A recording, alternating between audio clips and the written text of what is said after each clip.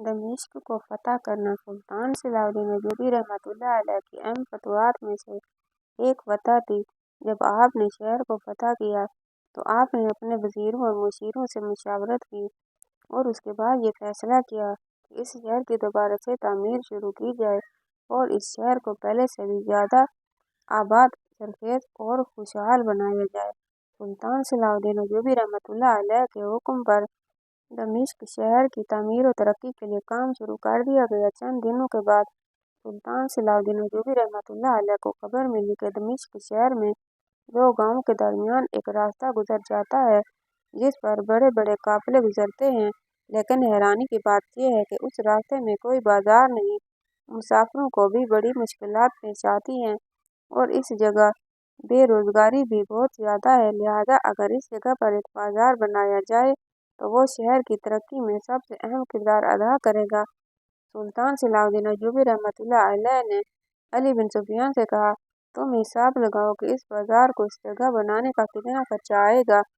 یہ سن کر علی بن سفیان نے خزانچی کے ساتھ بیٹھ کر مشاورت کی اور حساب لگائے اور آکر سلطان صلاح الدین ایوبی رحمۃ اللہ علیہ کو کہا، سلطان اعظم، چونکہ وہاں پہلے کوئی بازار نہیں ہے، لہٰذا عام بازاروں کی نسبت وہاں پر کئی گنا زیادہ اخراجات ہوں گے اور اس بازار کو آباد کرنے کے لیے بہت سارے اخراجات اور اقدامات کرنا پڑیں گے، لہٰذا میری رائے یہی ہے کہ سوچ سمجھ کر وہاں بازار بنایا جائے، کیونکہ وہ جگہ بھی شہر سے دور ہے اور اس بازار میں ڈاکوؤں کے لوٹ مار کا بھی خطرہ رہے گا۔ یہ سن کر سلطان صلاح الدین ایوبی رحمۃ اللہ علیہ سوچ میں پڑ گئے۔ چند لمحے کی خاموشی کے بعد سلطان صلاح الدین ایوبی رحمۃ اللہ علیہ نے علی بن سفیان کو حکم دیا کہ میرا گھوڑا تیار کرواؤ اور تم بھی میرے ساتھ چلو۔ چند سپاہیوں کو کہو اپنے گھوڑے تیار کریں۔ علی بن سفیان نے کہا، سلطان اعظم، کہاں جانے کا ارادہ ہے؟ تو سلطان صلاح الدین ایوبی رحمۃ اللہ علیہ نے کہا، میں اس گاؤں میں جا کر خود اس جگہ کا معائنہ کرنا چاہتا ہوں تاکہ دیکھ کر پتہ چلے کہ اگر اس جگہ پر اتنے سارے دینار خرچ کر کے بازار تعمیر کیا جائے تو کیا آنے والے وقت میں وہ دمشق شہر کے لیے کتنا فائدہ مند ہوگا۔ اس سے میری غریب رعایا کو بھی فائدہ ہوگا یا صرف بڑے بڑے تاجر ہی اس سے فائدہ اٹھا پائیں گے۔ یہ سلطان صلاح الدین ایوبی رحمۃ اللہ علیہ کی بہت بڑی صفت تھی کہ آپ جو بھی کام کرتے اس میں سب سے پہلے غریبوں کو ترجیح دیا کرتے تھے۔ سلطان صلاح الدین ایوبی رحمۃ اللہ علیہ اپنے سپاہیوں کے ساتھ گھوڑے پر سوار ہوا اور اس جگہ پر پہنچ گیا۔ جیسے ہی سلطان صلاح الدین ایوبی رحمۃ اللہ علیہ وہاں پہنچا تو جگہ کو دیکھ کر سلطان خوش ہو گیا، کیونکہ وہ جگہ بہت زیادہ حسین و جمیل تھی اور وہاں بازار قائم کرنے کے لیے بہت فائدہ مند تھی۔ دونوں گاؤں ہرے بھرے تھے، لہلہاتے کھیت نظر آ رہے تھے، ہر جگہ سبزہ ہی سبزہ تھا۔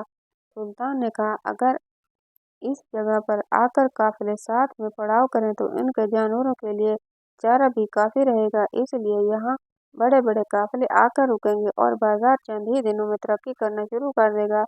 سلطان کے قیام والی جگہ سے لے کر ان دونوں گاؤں کے ہاں بازار والے قیام کی جگہ سے تقریباً آدھے دن کا سفر تھا، اس لیے سپاہی بھی تھک چکے تھے۔ سلطان صلاح الدین ایوبی رحمۃ اللہ علیہ بھی تھکاوٹ محسوس کر رہا تھا۔ سلطان کی آمد کی خبر سن کر گاؤں کے چودھری نے سلطان صلاح الدین ایوبی رحمۃ اللہ علیہ کے لیے ایک دعوت کا انتظام کیا اور سلطان صلاح الدین ایوبی رحمۃ اللہ علیہ کے سامنے سر جھکائے ہوئے کہا، حضور، اگر آپ آج میری حویلی میں قیام کریں تو یہ میرے لیے بحث شرف ہوگا۔ یہ سن کر سلطان صلاح الدین ایوبی رحمۃ اللہ علیہ نے چودھری صاحب کی دعوت قبول فرمائی اور دوپہر کے وقت سلطان چودھری کی حویلی میں قیام کرنے کے لیے چلا گیا۔ آپ کے سپاہی بھی ساتھ تھے اور علی بن سفیان بھی آپ کے ساتھ ساتھ تھا۔ سلطان صلاح الدین ایوبی رحمۃ اللہ علیہ دوپہر کے وقت چودھری کی حویلی میں کھانا کھا کر قیام فرما رہے تھے۔ چند لمحوں بعد چودھری کی حویلی کے دروازے پر بہت زیادہ شور آنے لگا، تو شور کی وجہ سے سلطان صلاح الدین ایوبی رحمۃ اللہ علیہ کی آنکھ کھل گئی۔ سلطان نے علی بن سفیان سے کہا کہ محافظ باہر بھیجو اور پتہ کراؤ کہ یہ اتنا شور کیوں ہے۔ محافظوں کا دستہ سلطان صلاح الدین ایوبی رحمۃ اللہ علیہ کے کمرے کے گرد موجود تھا۔ علی بن سفیان نے کہا، حضور، میں خود باہر جا کر صورتحال کا جائزہ لیتا ہوں۔ علی بن سفیان باہر گیا تو دیکھا کہ چند آدمیوں نے ایک بوڑھے آدمی کو پکڑا ہوا ہے اور چند عورتیں بھی ان کے ساتھ ہیں، اور اس گاؤں کا قاضی صاحب جس کے سر پر سفید پگڑی، ہاتھ میں ڈنڈا لیے سامنے کھڑا ہے، और चौधरी से इस बात का मुतालबा कर रहा है कि हमें सुल्तान सलाउद्दीन अय्यूबी रहमतुल्लाह अलैह से मिलने की इजाज़त दी जाए। लेकिन चौधरी साहब ये बात बार बार कर रहा था कि सुल्तान इस वक्त आराम कर रहे हैं और आपसे नहीं मिल सकता, लिहाजा तुम यहाँ से चले जाओ। अली बिन सुफियान ने आकर सुल्तान सलाउद्दीन अय्यूबी रहमतुल्लाह अलैह को सूरत हाल बताई कि एक काजी जो कि इस गांव का है वो आपसे मिलना चाहता है। सुल्तान सलाउद्दीन अय्यूबी रहमतुल्लाह अलैह ने अली बिन सुफियान से कहा, चौधरी साहब के पास जाओ और चौधरी साहब को कहो काजी साहब को अंदर आने की इजाज़त दी जाए। अली बिन सुफियान उस काजी को लेकर सुल्तान सलाउद्दीन अय्यूबी रहमतुल्लाह अलैह के कमरे में आ गया और बाकी हुजूम को चौधरी के मुआवजों ने बाहर ही रोके रखा। जैसे ही काजी साहब सुल्तान मुअज्जम के कमरे के अंदर दाखिल हुआ तो सुल्तान ने काजी से कहा, काजी साहब मुझसे मुलाकात की ज़रूरत क्यों पेश आई और बाहर तुमने इतना हुजूम क्यों इकट्ठा कर रखा है। तो यह सुनकर काजी ने सर झुकाते हुए सुल्तान मुअज्जम को सलाम किया और कहा, सुल्तान मुअज्जम मैं इस गांव का काजी हूँ और ये ओहदा संभालने से लेकर आज तक मैंने जितने भी फैसले किए मैंने इंसाफ को बालत रखा और आज तक कोई भी ऐसा मुकदमा नहीं मेरी जिंदगी में गुजरा जिसमें मैंने इंसाफ के पहलू को मद्देनजर ना रखा हो, लेकिन ये वाहिद मुकदमा है जिसने मुझे हिला के रख दिया है। सुल्तान ने पूछा, बताओ कौन सा मुकदमा है। तो काजी ने कहा, सुल्तान मुअज्जम मेरे पास एक बूढ़ी औरत एक मुकदमा लेकर हाजिर हुई। उसके साथ एक नौजवान लड़की थी और उस बूढ़ी औरत के शोहर को गांव के लोगों ने पकड़ा हुआ है। मैंने बूढ़ी औरत से पूछा, क्या बात है, तुमने इस नौजवान को क्यों पकड़ा हुआ है। तो बूढ़ी औरत ने कहा कि ये बूढ़ा आदमी मेरे शोहर है और ये नौजवान लड़की मेरी बेटे की घरवाली है। मेरा बेटा एक बड़े ताजिर के यहाँ मुलाजमत करता है और मेरा बेटा तिजारत के सिलसिले में ताजिर के साथ अक्सर औकात बाहर रहता है। लेकिन एक माह पहले ऐसा हुआ कि मुझे खबर मिली कि मेरी वाला जो कि दूर के गांव में रहती है उसकी तबीयत खराब हो गई है। तो मैं अपने शोहर को कहा कि तुम मुझे माँ के घर ले जाओ। तो इसने मुझे कहा, मैं किसी काम के सिलसिले में बाहर जा रहा हूँ इसलिए मैं साथ नहीं जा सकता, लिहाजा मुझे अकेले ही जाना पड़ा। इसलिए मैं खुद ही सवारी करके गांव की तरफ चली गई और पीछे घर में मेरी बहू अकेली थी और मेरा शोहर जानता था कि मेरी बहू घर में अकेली है क्योंकि घोड़े से गिरने की वजह से उसे चोट लगी थी और वह चल फिर भी नहीं सकती थी, लिहाजा मुझे मजबूरी में बहू को घर में अकेला छोड़कर जाना पड़ा। मेरे शोहर ने बहाना बनाया था कि मैंने किसी काम के सिलसिले में बाहर जाना है, इसलिए मैंने पड़ोसी औरत के जिम्मे लगाया तुम मेरी बहू की देखभाल करते रहना और मैं अपनी माँ के घर चली गई। लेकिन जैसे ही मैं वापस आई तो मेरी बहू सर पीटने लग गई और मुझे कहा, मेरे ससुर यानी आपके शोहर ने मुझे अकेला पाकर मेरे साथ ज्यादती की और मुझे खामोश रहने के लिए डराता रहा। मैंने उसी वक्त उसके डर से तो कह दिया कि मैं किसी को कुछ नहीं बताऊंगी, लेकिन मैं जानती हूँ कि अगर मैं आज चुप कर गई तो ये सारी जिंदगी मुझे इस तरह डरा डरा कर मेरे साथ ज्यादती करता रहेगा और इस बात का पता किसी को नहीं चलेगा। मैं फौरन काजी साहब के पास गई और काजी साहब को कहा, आप मेरा मुकदमा सुने और मेरे शोहर को सख्त से सख्त सजा दें ताकि आने वाले वक्त में कोई भी ससुर अपनी बहू के साथ ऐसा सलूक न कर सके। मैंने उस औरत को यकीन दिलाया कि उससे जरूर इंसाफ मिलेगा। मुकदमे का दिन मुकर्रर किया गया और मुकदमे वाले दिन अदालत लग गई। मैंने सबसे पहले उसकी बहू से पूछा, बताओ क्या माजरा हुआ। तो उसने वही अल्फाज दोहराए जिस तरह उसकी पहले सास कह चुकी थी, लेकिन बूढ़ी औरत के बुजुर्ग शोहर के अल्फाज में बिल्कुल तजाद था। मैंने जब उससे पूछा तो उसने कहा, काजी साहब मैं किसी काम के सिलसिले में अपने दोस्त के साथ शहर से बाहर चला गया था। जिस दिन ही मेरी बीवी घर लौटी उसी सुबह ही घर लौटा। मुझे नहीं पता कि पीछे क्या होता रहा, लेकिन जैसे ही मेरी बीवी ने घर में कदम रखा तो मेरी बहू ने सर पीटना शुरू कर दिया और मुझ पर गंदे गंदे इल्जाम लगा दिए। यह सुनकर मुझे समझ में नहीं आया कि क्या करना चाहिए, लिहाजा मैं ये बात पूरे वसूख से कह सकता हूँ कि मेरा इसमें कोई गुनाह नहीं। ये सुनकर काजी साहब ने कहा, मैं कैसे मालूम करूँ कि तुम में से कौन सच्चा है और कौन झूठा। इस मुकदमे की कार्रवाई को शुरू होते तकरीबन 15 दिन हो गए हैं, लेकिन अभी तक मैं इंसाफ तक नहीं पहुँच सका क्योंकि जब मैं लड़की के पहलू की तरफ देखता हूँ तो मुझे सारे सबूत उसके ससुर के खिलाफ जाते हुए दिखाई देते हैं, लेकिन जब मैं اس کے سسر کے پہلو کی طرف دیکھتا ہوں تو سارے ثبوت اس کی بہو کے خلاف جاتے ہیں۔ مجھے سمجھ نہیں آ رہی، لہٰذا آپ انصاف کرنے میں ہماری مدد کریں اور اس بری عورت کا مقدمہ آپ خود سنیں۔ سلطان صلاح الدین ایوبی رحمۃ اللہ علیہ نے کہا کہ کل صبح تم بوڑھی عورت اور اس کے شوہر اور اس کی بہو کو لے کر عدالت میں حاضر ہو جانا۔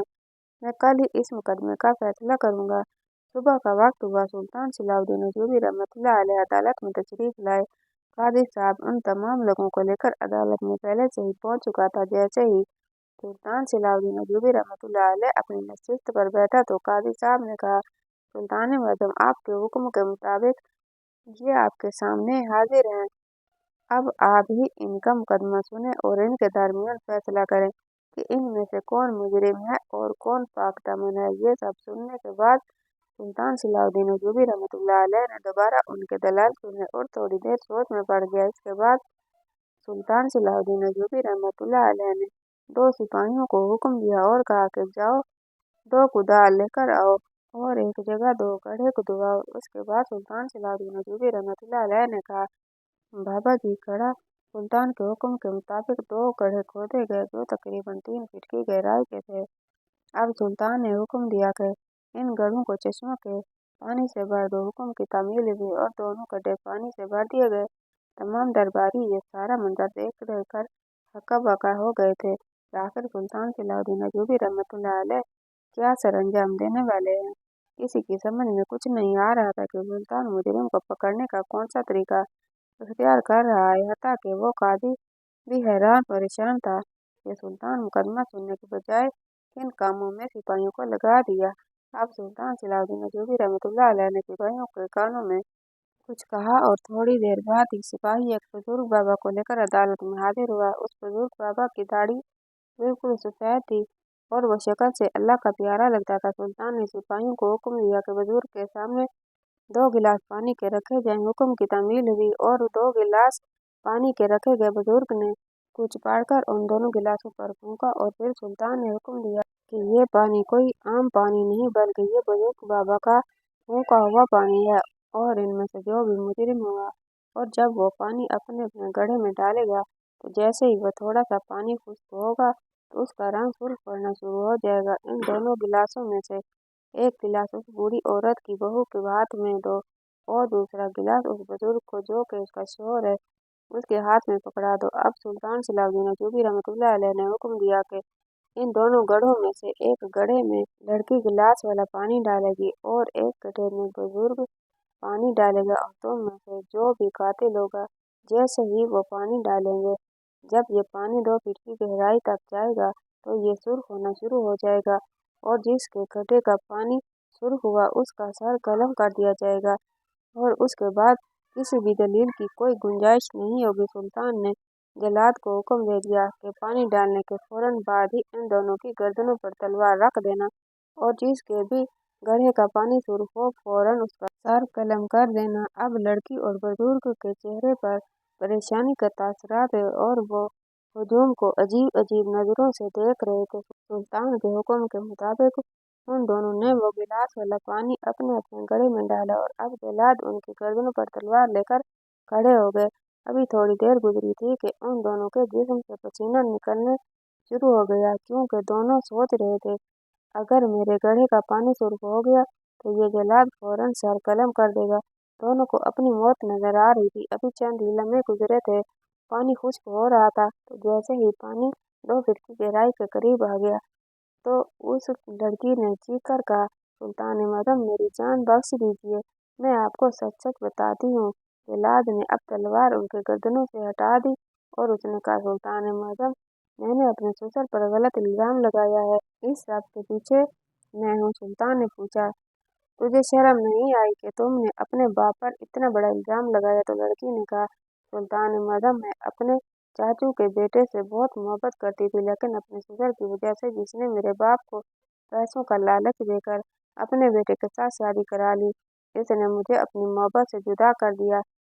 میں نے اس دن سے ٹھان لی کہ اس بوڑھے نے مجھے اپنی محبت سے دور کیا، میں اس کو اپنے گھر سے دور کر دوں گی اور اس لیے میں نے موقع پا کر اس پر یہ گھناؤنا الزام لگایا۔ یہ سن کر سلطان صلاح الدین ایوبی رحمۃ اللہ علیہ हंसने लगा और कहा, ए बेवकूफ लड़की, तुम्हें इतना ही नहीं पता कि कोई जादुई पानी नहीं होता, और ये जो बाबा ने पानी फूंका है ये मेरा जासूस अली बिन सुफियान है। मैंने ये सिर्फ पता लगाने के लिए कि तुम में से कौन झूठ बोल रहा है और कौन सच, ये सब मैंने कार्रवाई की और मैंने अपने मकसद में कामयाब हो गया। इसके बाद सुल्तान सलाहुद्दीन अय्यूबी रहमतुल्लाह अलैह ने कहा, किसी पर गलत इल्जाम लगाना कानूनन बहुत बड़ा जुर्म है। इसके बाद सुल्तान सलाहुद्दीन अय्यूबी रहमतुल्लाह अलैह ने उस औरत को सख्त सजा दी और उस बूढ़ी औरत के शोहर को बाइज्जत बरी कर दिया।